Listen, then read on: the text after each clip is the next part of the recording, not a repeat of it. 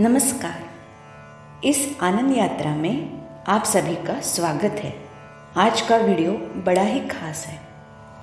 ये खास इसलिए है क्योंकि वैदिक संस्कृति में जो यज्ञ की परंपरा है इसका महिमा इसमें बताया है और नेक्स्ट वीडियो में भी हम यज्ञ के बारे में अधिक जानने वाले हैं। इसलिए आने वाले सारे वीडियोज देखते रहिए।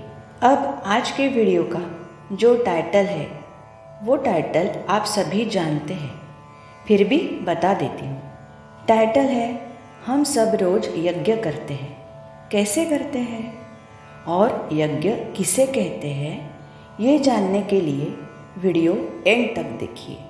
श्लोक 9 से 16 तक के ये 8 श्लोक यज्ञ पर है।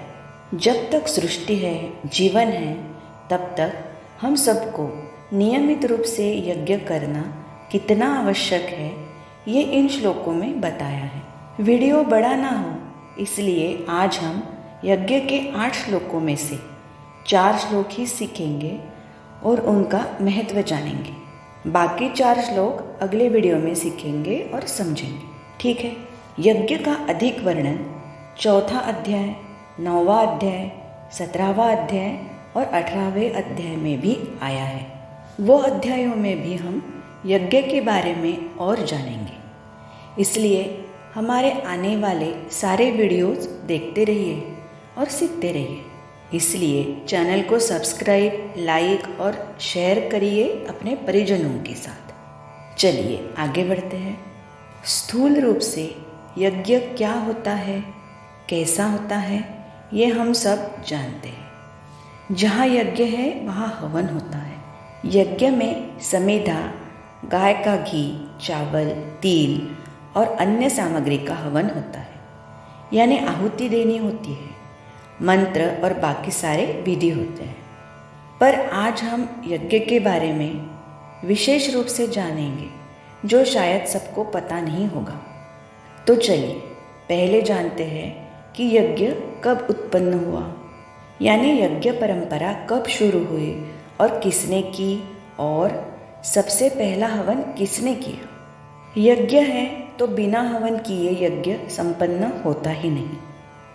तो चलिए जानते हैं। सबसे पहला हवन स्वयं भगवान ने किया।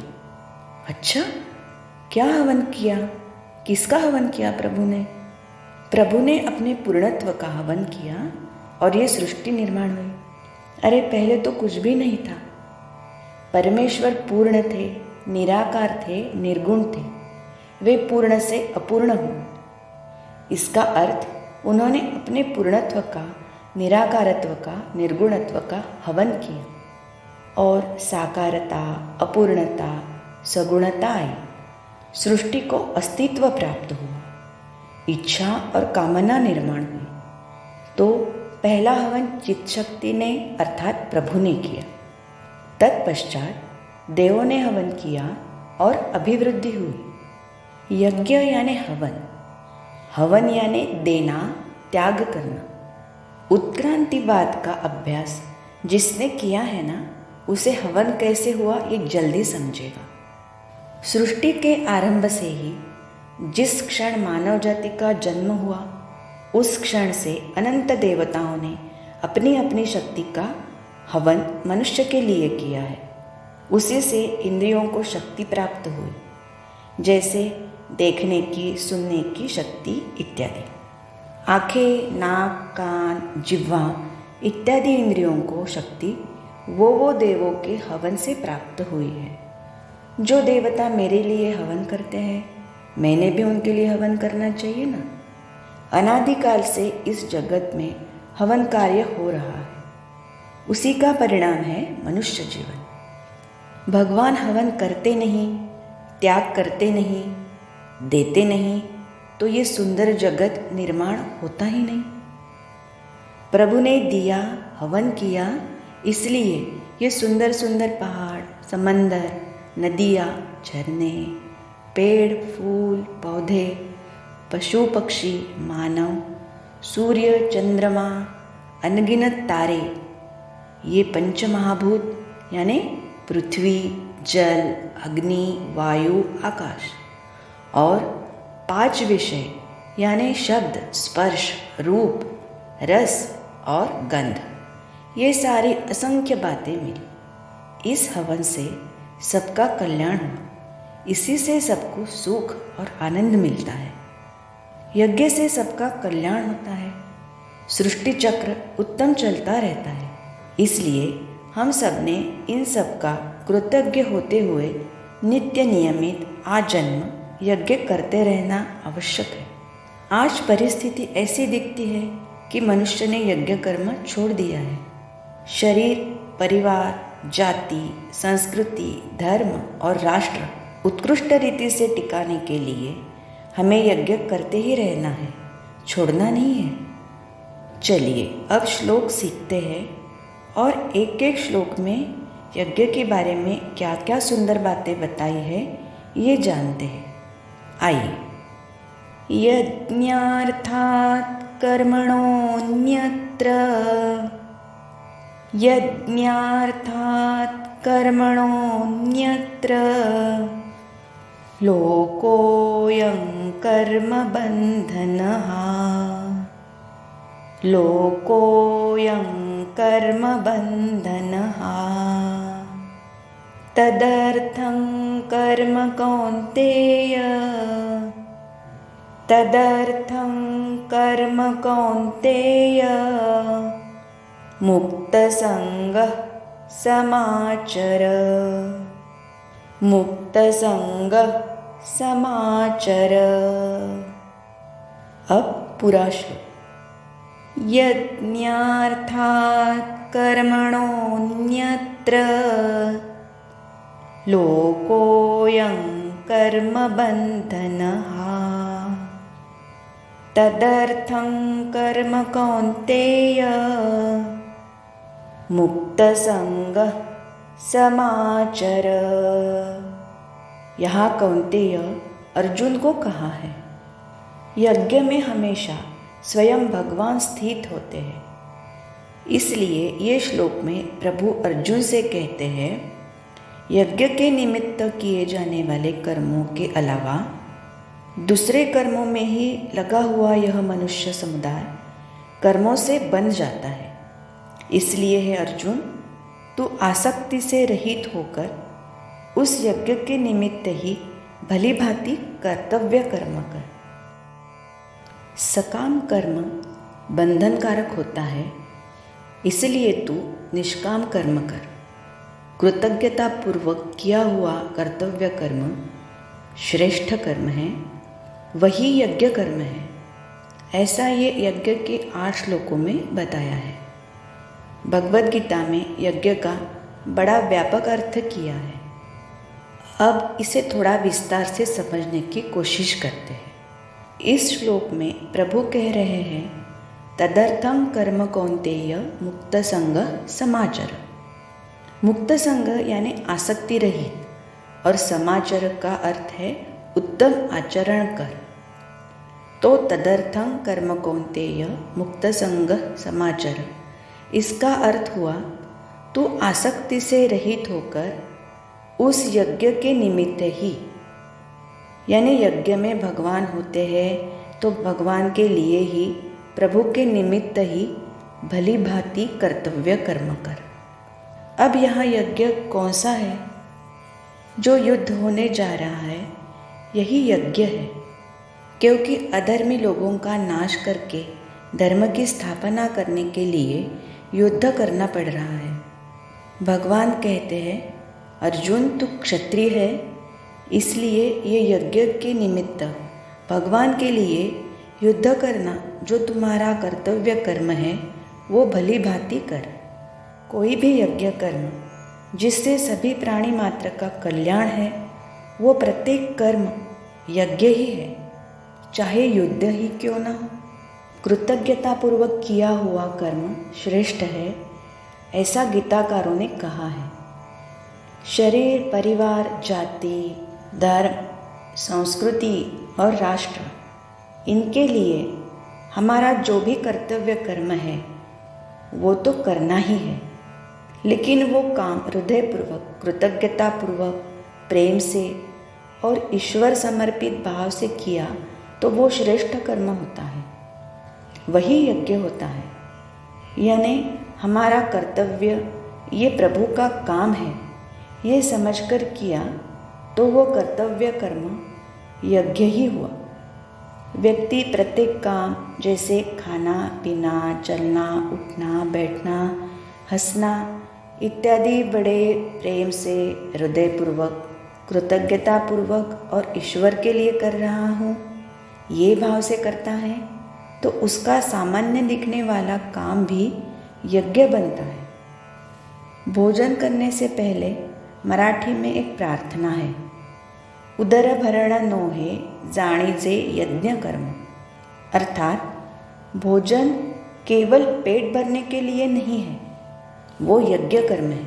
अर्थात मेरे अंदर जो भगवान बैठे हैं, मैं उन्हें खिला रहा हूँ, ऐसा समझ के भोजन किया जाता है तो वो यज्ञ कर्म है। तो हमारा रोज का भोजन करना भी यज्ञ हो जाता है। इस तरह हर काम में हमारा यही भाव, यही सोच जीवन भर टिकती है तो हमारा संपूर्ण जीवन यज्ञ में हो जाएगा। यज्ञ का अर्थ है स्वयं भोग न लेना, त्याग करना। कोई भी यज्ञ में त्याग और विश्वास होता है।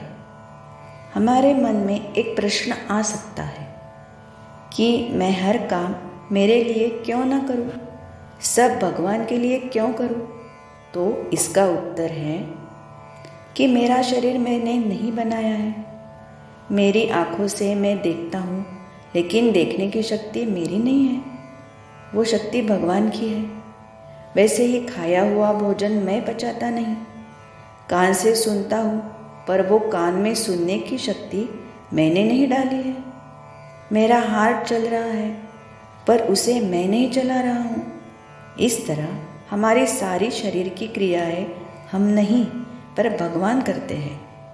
तो जो भगवान जीवन भर हमारा सब काम कर रहा है, जीवन संभाल रहा है, तो हमारा भी फर्ज बनता है कि हम भी सब काम भगवान के लिए करें। हम स्वार्थी थोड़े ना हैं। इसी आशय का 11वां श्लोक है। पर अब पहले 10वां श्लोक सीखते हैं। सहयज्ञ प्रजा सृष्ट्वा, सहयज्ञ प्रजा सृष्ट्वा, पुरोवाच प्रजापतिः, पुरोवाच प्रजापतिः, अनेन प्रसविष्यध्वम्, अनेन प्रसविष्यध्वम्, एष वोस्तिष्ठ कामधु, एष वोस्तिष्ठ कामधु। अब पूरा श्लोक।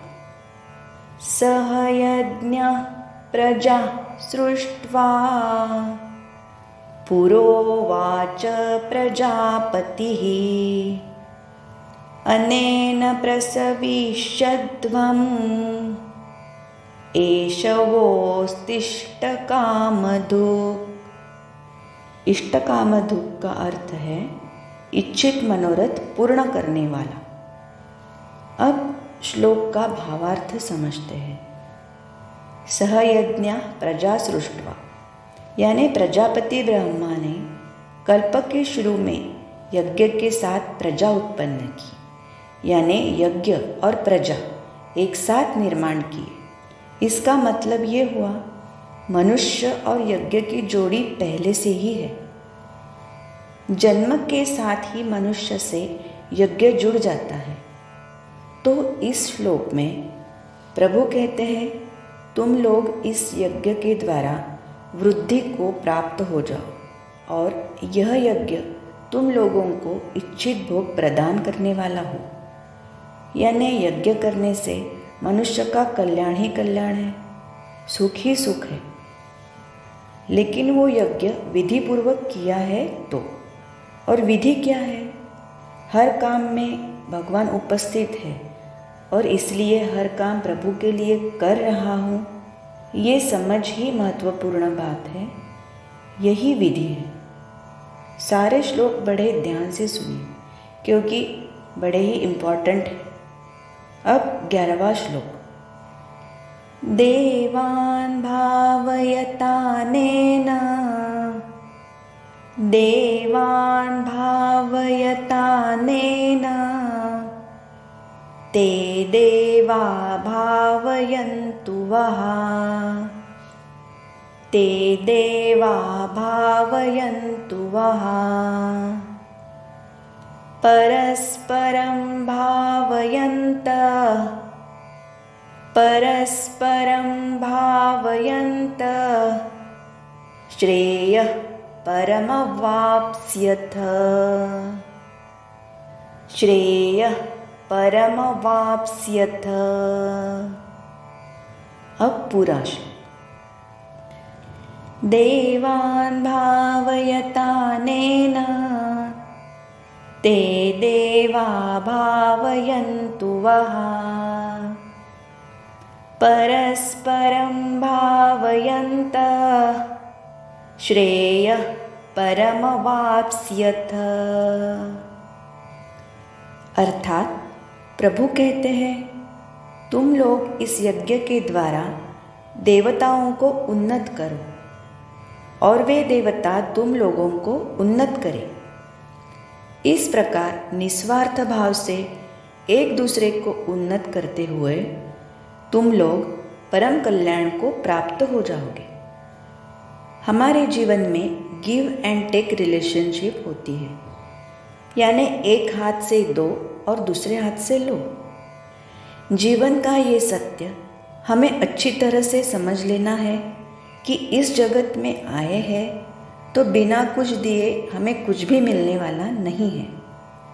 जैसे कोई प्रदर्शनी यानी एग्जीबिशन है, या कोई अच्छा स्पॉट देखना है, या बस ट्रेन प्लेन से कहीं जाना है, या हॉल में मूवी देखनी है, तो हमें टिकट निकालना पड़ता है। फ्री में नहीं जा सकते। बिना टिकट गए तो दंड होता है, फाइन होता है, यानी नुकसान होता है। वैसे ही मनुष्य जब माँ के गर्भ में होता है तभी परमेश्वर मनुष्य का टिकट कटवाता है। यानी गर्भ में जो बालक होता है वो कहता है, हे प्रभु मुझे ये गर्भवास से बाहर निकालो। तब भगवान पूछते हैं, मैं तुम्हें गर्भ से बाहर निकालूंगा, पर जगत में आकर तुम करोगे क्या? उत्पात मचाओगे, दंगे करोगे, अत्याचार भ्रष्टाचार करोगे, या मेरा काम करोगे? तब वो गर्भ का बालक वचन देता है प्रभु को कि हे भगवान मैं आपका काम करूँगा, शास्त्रों का अध्ययन अध्यापन करूँगा, गीता वेद पढ़ूँगा, आपके बताए हुए मार्ग पर चलूँगा, सत्संग करूँगा, यज्ञ करूँगा, महापुरुषों का आदर सत्कार करूँगा, इत्यादि बातें कहता है। पर इस जगत में जन्म होने के बाद प्रभु को दिया हुआ वचन मनुष्य भूल जाता है। फिर हमें याद दिलाने के लिए भगवान हमारे लिए अवतारों को, संतों को, महापुरुषों को, महर्षि आचार्यों को पृथ्वी पर भेजते हैं। इसलिए ये श्लोक में भगवान कहते हैं, हे मनुष्य तुम यज्ञ करो, यज्ञ के द्वारा देवताओं को उन्नत करो और वे देवता तुम लोगों को उन्नत करेंगे। इस प्रकार निस्वार्थ भाव से एक दूसरे को उन्नत करोगे, पुष्ट करोगे तो तुम्हारा परम कल्याण होगा। हमारे आजू बाजू के लोग दुखी है, कष्ट में जी रहे हैं, तो हम सुखी नहीं रह सकते, है ना? मनुष्य का शरीर मनुष्य ने बनाया नहीं और वो शरीर चलाता भी नहीं, इसलिए शरीर उसका नहीं है। वो तो शरीर में किराए से रहता है। शरीर यूज़ कर रहा है तो उसका रेंट यानी किराया तो हर किसी को देना ही पड़ेगा, फुकट नहीं रह सकते। घर का किराया नहीं दिया तो घर मालिक घर से निकाल देगा। हमारे शरीर का मालिक भगवान है, तो हम कौन सा किराया देंगे प्रभु को? यज्ञ करना यही किराया देना है। इसलिए यज्ञ कृतज्ञता बुद्धि से किया जाना चाहिए। अब आगे का श्लोक सीखेंगे और उसका कितना इम्पोर्टेंस है ये समझते हैं। इष्टान् भोगान्निवो देवा, इष्टान् भोगान्निवो देवा, दास्यन्ते यज्ञभाविताः,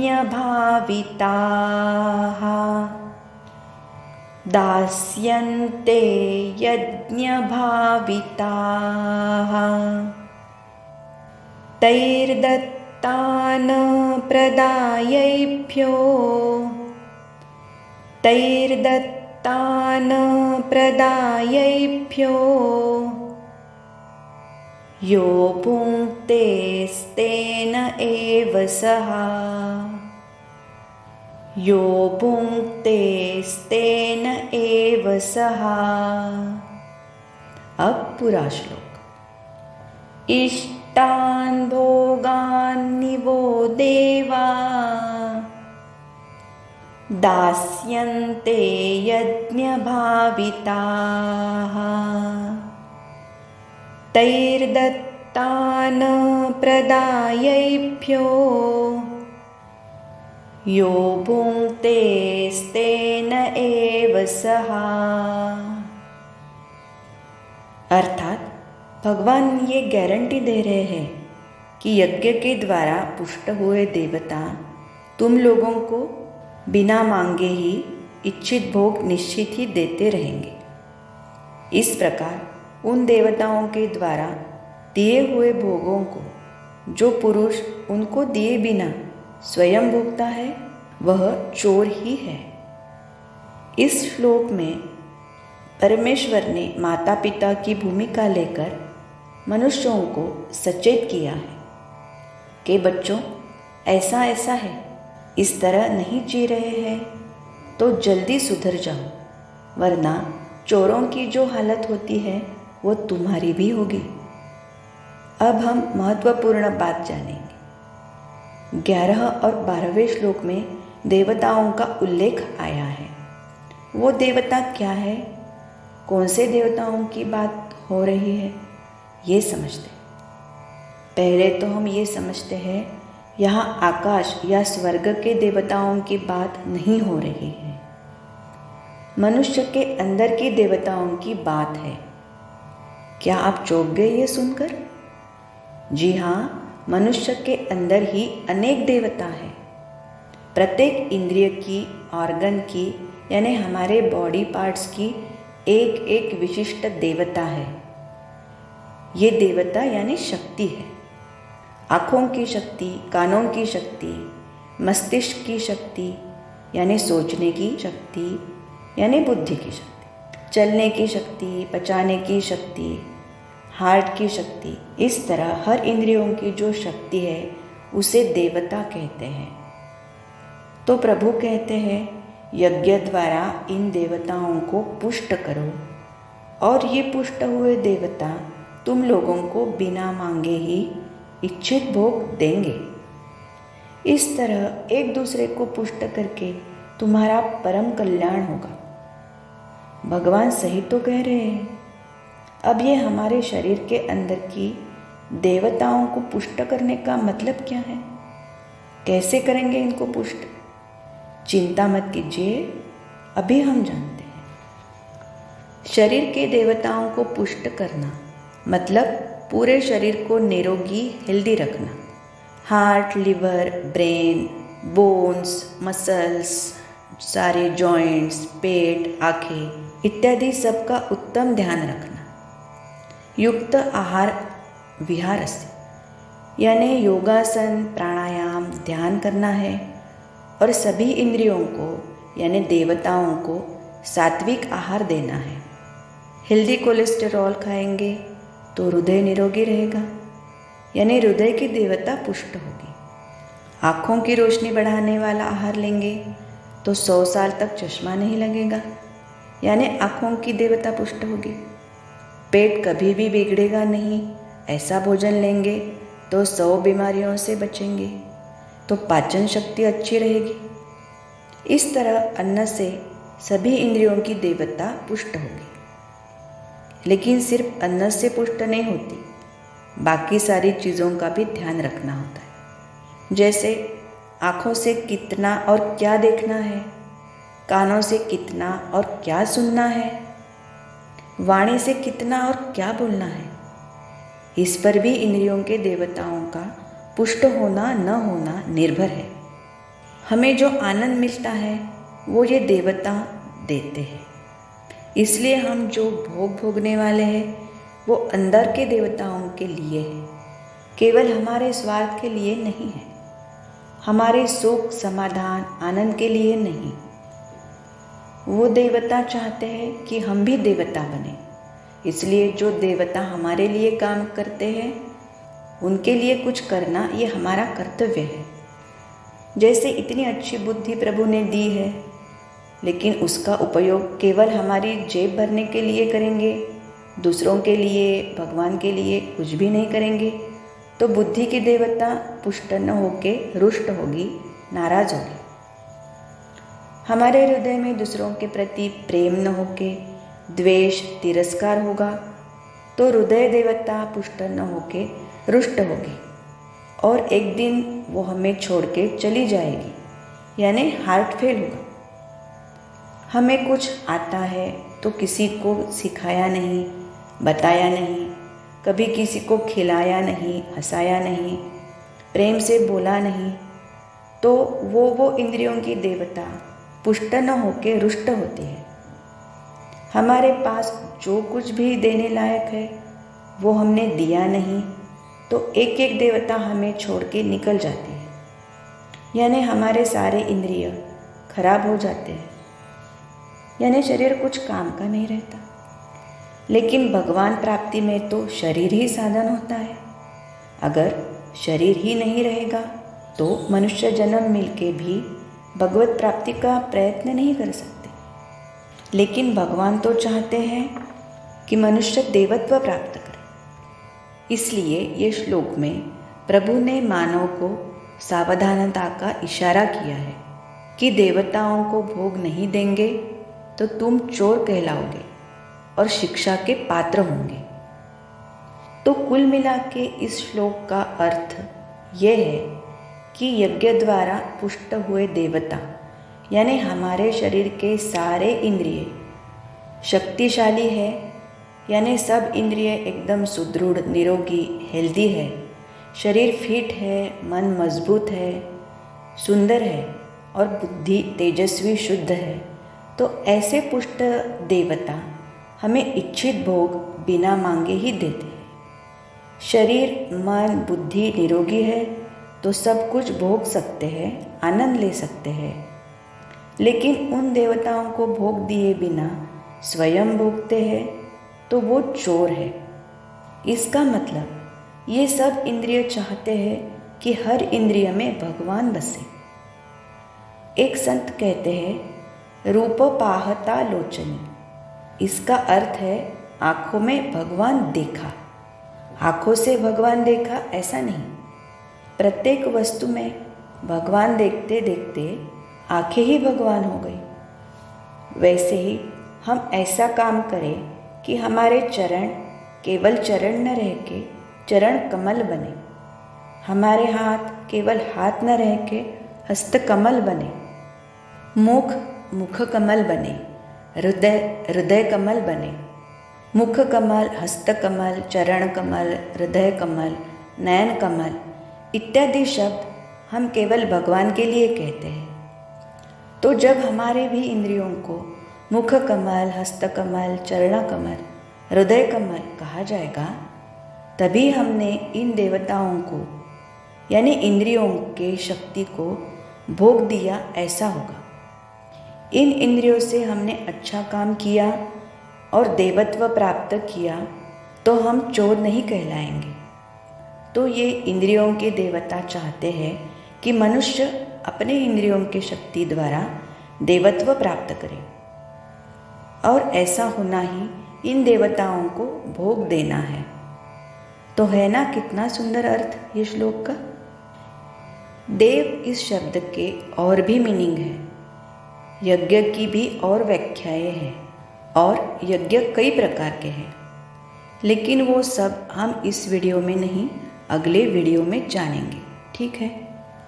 अब यज्ञ का सही अर्थ सबको समझे, इसलिए आप इस वीडियो को खूब शेयर करिए, लाइक और सब्सक्राइब करिए, क्योंकि निस्वार्थ भाव से प्रेम से शेयर करेंगे तो आपका भी इस कृति से यज्ञ हो जाएगा, है ना। और इसके पहले के वीडियोस आपको देखने हैं तो नीचे डिस्क्रिप्शन बॉक्स में लिंक दी है, उसे प्रेस करके आप सारे वीडियोस से सीख सकते हैं, जान सकते हैं। अब चारों श्लोक एक साथ पठन करेंगे। यज्ञार्थात् कर्मणोऽन्यत्र लोकोऽयं कर्मबन्धनः तदर्थं कर्म कौन्तेय मुक्तसङ्गः समाचर। सह यज्ञः प्रजा सृष्ट्वा पुरोवाच प्रजापतिः अनेन प्रसविष्यध्वम् एषवोस्तिष्ठ कामधुक्। देवान् भावयतानेन ते देवा भावयन्तु वः। परस्परं भावयन्तः श्रेयः परमवाप्स्यथ। इष्टान् भोगान्निवो देवा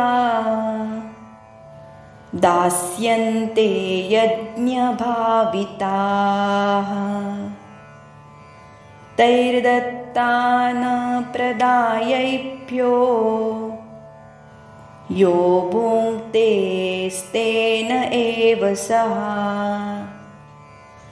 तो ये हुए हमारे आज के श्लोक। तो आशा करती हूँ टाइटल का उत्तर आपको मिल गया होगा और वीडियो पसंद आया होगा। यज्ञ के बारे में और भी जानेंगे, लेकिन अगले वीडियो में। तो चलिए अब मिलते हैं जल्दी ही। गीता का अभ्यास करते रहिए, खुश रहिए, अपना और सबका ख्याल रखिए। भारत माता की जय। वंदे मातरम। श्री कृष्णार्पणमस्तु।